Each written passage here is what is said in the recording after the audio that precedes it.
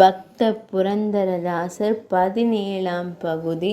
ஸ்வர வரிசை என்று சொல்லப்படுகின்ற சரிகம பதனி என்கிற ஆரோகண அவரோகணங்களை சங்கீத உலகிற்கு தந்தவர் புரந்தரதாசரே.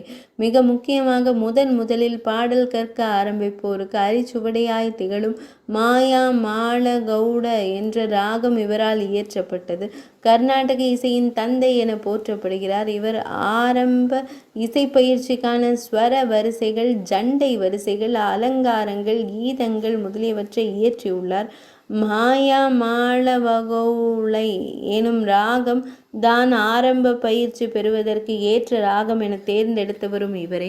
இவர் பக்தி பாடல்களை இயற்றி பாடுவதில் வல்லவரானார். விஜயநகர சாம்ராஜ்யத்தில் முக்கிய பதவியில் இருந்தவரும் திருப்பதி வேங்கடவனின் ஆலயத்தில் பல காலங்கள் சேவை புரிந்தவரும் மத்வ சம்பிரதாயத்தில் மிக முக்கியமானவருமான ஸ்ரீ வியாசராஜர் புரந்தரதாசரின் குரு ஆவார்.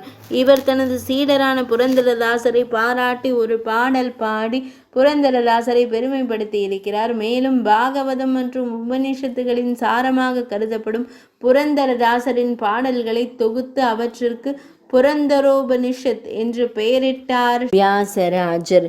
17ஆம் பகுதி இனிதே நிறைவடைந்தது.